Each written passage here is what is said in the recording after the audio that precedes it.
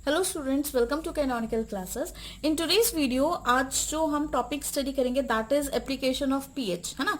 तो पीएच की एप्लीकेशंस आपकी डेली लाइफ में या हमारी डेली लाइफ में क्या क्या एप्लीकेशंस हैं इसकी, तो उसको डिटेल में डिस्कस करते हैं। तो चलिए moving to first application that is growth of life, life की ग्रोथ, है ना।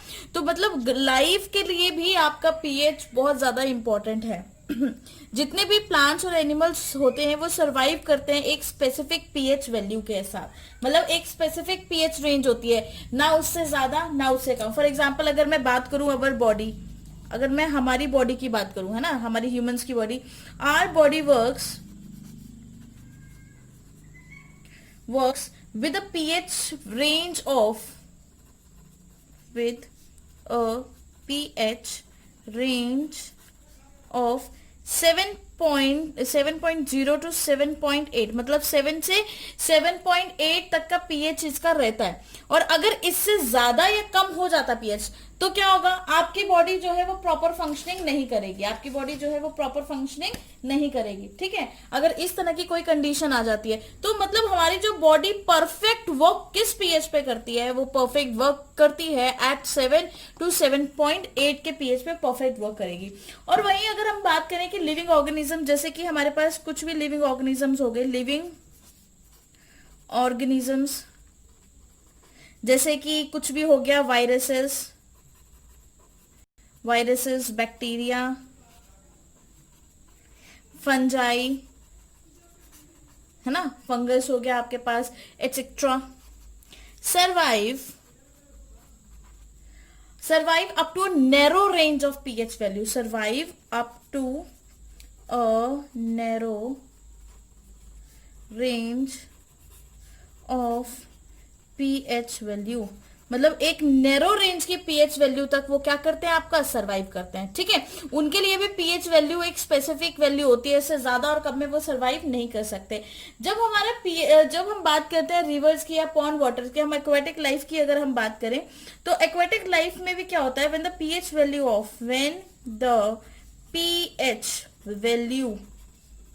ऑफ रिवर वाटर हो गया या फिर पॉन्ड वाटर हो गया, कुछ भी हो सकता है, पॉन्ड वाटर हो गया, पॉन्ड्स वाटर, है ना, पॉन्ड वाटर हो गया, रिवर वाटर हो गया, पॉन्ड वाटर हो गया, सी वाटर हो गया। मतलब इन सब के अंदर रहता क्या है, एक्वेटिक लाइफ है ना। इनका अगर पीएच लेस हो जाता है, बिकम्स लेस, इनका अगर पीएच लेस हो जाएगा किससे, 5.6 से, ड्यू टू एसिड रेन, किसकी वजह से, ड्यू टू एसिड रेन की वजह से अगर इनका पीएच कम हो जाता है, ठीक है, कितना कम, 5.6 से कम हो जाता है इनका पीएच एसिड रेन की वजह से, तो जो सर्वाइवल है, द सर्वाइवल है ऑफ एक्वेटिक लाइफ का जो सर्वाइवल है in river ponds and sea become difficult,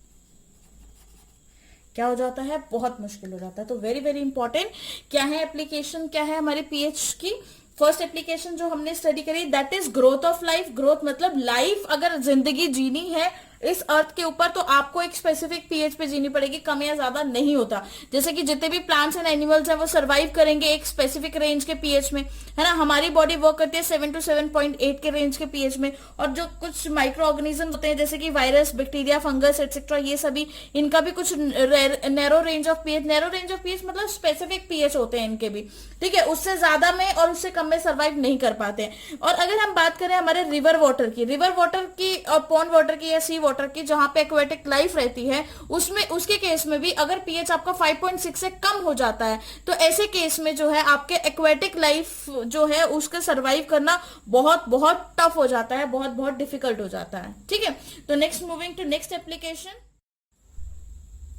tooth decay. तो देखिए पीएच का क्या रोल होता है आपके टूथ डिके में, आपके दांत के टूटने में पीएच का क्या रोल होगा। अगर आपके पीएच वैल्यू जो है माउथ की is less than 5.5 then tooth decay start. मतलब अगर आपके माउथ का पीएच जो है वो 5.5 से कम हो गया तो आपका जो क्या होगा, दांत गिरने शुरू हो जाएंगे, आपका टूथ का डिके होना स्टार्ट हो जाएगा। ठीक है, होता क्यों है तो जरा ये देखते हैं। जब हम क्या करते हैं, हम खाना खाते हैं, when we take food, when we take food, जब हम खाना खाते हैं, ठीक है, हमारे माउथ के अंदर, इन आवर माउथ, माउथ के अंदर कुछ मतलब कुछ पार्टिकल्स जो हैं, कुछ पार्टिकल्स जो है वो शुगर के रह जाते हैं। मतलब when we take food in our mouth then some sugar stuff are present as residue, है ना, माउथ, देन सम शुगर या फिर एंड फूड स्टफ बोल दो, शुगर के पार्टिकल्स भी हो सकते हैं, फूड के पार्टिकल्स भी हो सकते हैं, and food stuffs are present as residues, residue की तरह आपके माउथ में रह जाएंगे, है ना, रेजिड्यू इन द माउथ। और अगर ये माउथ में एक बार रेजिड्यू की तरह रह गई तो इस पे कौन एक्ट करना स्टार्ट करेगा, डिकम्पोजर्स। ठीक है, mouth are decompose by bacteria. तो जो भी बैक्टीरिया प्रेजेंट है आपके माउथ में वो क्या करना स्टार्ट कर देंगे, उसको डिकम्पोज करना स्टार्ट कर देंगे। और जब बैक्टीरिया डिकम्पोज कर रहे हैं तो किसकी प्रोडक्शन होगी, एसिड्स की प्रोडक्शन होगी। And acids are produced in large amount, and acids are produced in large amount। तो जो एसिड्स हैं वो बहुत ही ज्यादा अमाउंट में क्या होगी, एसिड्स की प्रोडक्शन होगी, बहुत ज्यादा अमाउंट में एसिड्स की प्रोडक्शन होगी। ठीक है, तो अब हम क्या करते हैं कि देन उसके बाद जब हमारे, तो इसीलिए तो बोला जाता है कि क्या, कि टूथपेस्ट करो, है ना। पेस्ट क्या होता है आपका, माइल्ड बेस की तरह काम होगा, माइल्ड बेस की तरह काम करेगा। मतलब जैसे आपने खाना खाया, हम बोलते हैं ना रात को ब्रश करके सोना चाहिए, तो होता क्या है कि जैसे आपने डिनर किया, आपके माउथ के अंदर, आपके टीथ के अंदर कहीं ना कहीं खाना रह गया, अगर कुछ पार्टिकल्स आपके शुगर के या फूड स्टफ के रह जाते हैं तो उसकी डिकम्पोजिशन होनी स्टार्ट हो जाती है, जो कि कौन करता है, बैक्टीरिया करता है, छोटे छोटे माइक्रो ऑर्गेनिजम्स करते हैं। अब वो माइक्रो ऑर्गेनिजम्स क्या कर रहे हैं, बहुत ही लार्ज अमाउंट में एसिड्स का प्रोडक्शन कर रहे हैं। अब वो जो एसिड है वो आपके दांतों को, आपके टीथ को, आपके टूथ को क्या कर रहा है, कोरोड करेगा धीरे धीरे, उसको खराब करेगा धीरे धीरे। जो इनेमल, जो हार्डेस्ट सब्सटेंस होता है आपके बॉडी का, सबसे हार्डेस्ट सब्सटेंस होता है इनेमल, ठीक है, आपके टूथ के ऊपर होता है, उसको खराब करेगा। और अगर एक बार इनेमल खराब हो गया तो आपका पूरा का पूरा जो टीथ है, वो पूरा टूथ है, वो सारा क्या हो जाएगा, खराब हो जाएगा, है ना। तो उसके लिए हम क्या करते हैं, दस हम क्या यूज करेंगे, टूथपेस्ट, है ना, टूथपेस्ट यूज किया जाता है, जो कि generally which are generally basic in nature, जो कि जनरली कैसे होते हैं, आपके बेसिक होते हैं नेचर में। Then our teeth is clean, तो फिर उसके बाद हम अपने टीथ को क्लीन करते हैं। Then our teeth is clean, है ना, हमारे दांत साफ होते हैं। बिकॉज सच टूथपेस्ट न्यूट्रलाइजेस, ऐसे टूथपेस्ट क्या करेंगे, न्यूट्रलाइज कर देंगे एक्सेस एसिड को, है ना। तो नोट डाउन करते हैं, बिकॉज सच टूथपेस्ट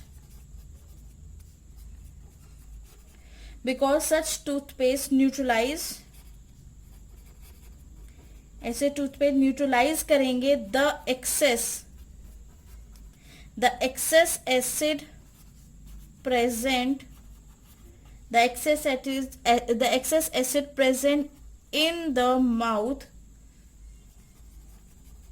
और TH माउथ, इसको ऐसे लिखते हैं माउथ, MOUTH, ठीक है, excess acid present in the mouth. And और अगर एक्सेस एसिड को उसने कंट्रोल कर लिया, तो अगर आपका एसिड कंट्रोल हो गया, तो एसिड की वजह से ही तो डिके हो रहा था टूथ का, है ना। अगर आपका एसिड कंट्रोल हो गया तो क्या हो जाएगा, एंड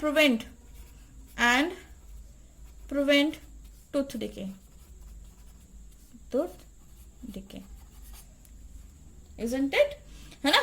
तो क्या है टूथ डिके में, अगर आपका पीएच 5.5 से कम होता है तो आपके जो दांत है वो गिरने शुरू हो जाते हैं। अगर हम रात को खाना खा के सोते हैं या हम कभी भी दिन में भी खाना खा रहे हैं, सुबह भी खाना खा रहे हैं, तो जो कुछ पार्टिकल्स हैं आपके उसके हमारे माउथ में रह जाते हैं, हमारे टीथ के अंदर इम्बेडेड रह जाते हैं, और वहां पर कौन एक्ट करना स्टार्ट कर देते हैं, बैक्टीरिया, और उसकी क्या होने लग जाती है, डिकम्पोजिशन। जैसे ही बैक्टीरिया उसका ब्रेक डाउन करना स्टार्ट करेंगे, डिकम्पोजिशन मतलब ब्रेक डाउन, ठीक है, तो बैक्टीरिया उसको ब्रेक डाउन करना स्टार्ट कर रहे हैं, तो वो जो खाना है वो क्या सिक्रीट हो रहा है उसमें से, एसिड, और वो भी बहुत ज्यादा अमाउंट में, बहुत ज्यादा अमाउंट में एसिड सिक्रीट होता है, और ये एसिड आपके इनेमल को खराब करेगा, आपके टूथ के इनेमल को खराब करेगा, जो कि हार्डेस्ट सब्सटेंस है बॉडी का। तो अब इस एसिड को पहले तो हमें खत्म करना पड़ेगा। इस एसिड का जो दुश्मन होता है, इस एसिड का जो एंटी होता है, एंटी कौन होता है, एसिड का एंटी हमेशा बेस रहता है ना, तभी तो न्यूट्रलाइज हो जाते हैं। तो इसीलिए हम टूथपेस्ट यूज करते हैं, क्योंकि टूथपेस्ट जो है एक बेसिक नेचर का होता है, जो कि हमारे टीथ को साफ कर देता है, क्योंकि such toothpaste neutralises the excess acid, ऐसे टूथ पे एक्सेस एसिड को न्यूट्रलाइज कर देंगे जो कि हमारे माउथ में प्रेजेंट है, और उसकी वजह से अगर एक बार न्यूट्रलाइज हो गया तो इसके अंदर टूथ डिके पॉसिबल नहीं होगा। Next application of pH is bee sting और आंट बाइट, है ना। तो जब कोई भी बी स्टिंग करती है या आंट बाइट करती है तो वो क्या रिलीज करती है, इथेनोइक एसिड रिलीज करेगी हमारी बॉडी के अंदर, ठीक है, हमारी स्किन के अंदर, जिसकी वजह से हमें बहुत ज्यादा पेन होता है, बहुत ज्यादा दर्द होगा, बहुत ज्यादा इरिटेशन होगी, है ना, खुजली स्टार्ट हो जाएगी। तो इस चीज से मतलब हमारी स्किन के अंदर गया इथेनोइक एसिड, अब उस इथेनोइक एसिड को हमें खत्म करना है। तो इट मींस अगर एसिड है तो उसको उसका एंटी देना पड़ेगा, उसका एंटीडोट ढूंढना पड़ेगा। तो एसिड का एंटी हमेशा बेस रहता है, एसिड का दुश्मन हमेशा क्या रहता है, बेस होता है, ठीक है। तो इसीलिए बोलते हैं कि जो इथेनोइक एसिड है तो ये क्या है, इसका एंटी आपको ढूंढना है, दैट इज बेस। तो हम क्या यूज करेंगे, thus we use mild base,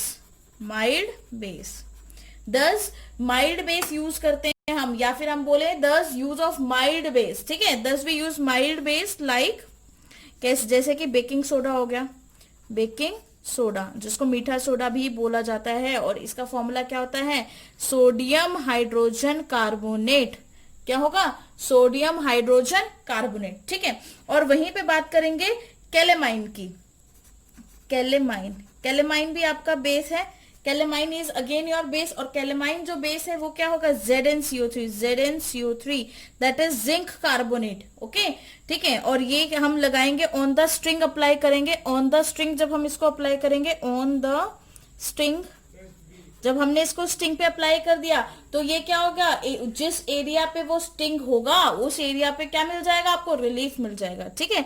sting area provides relief,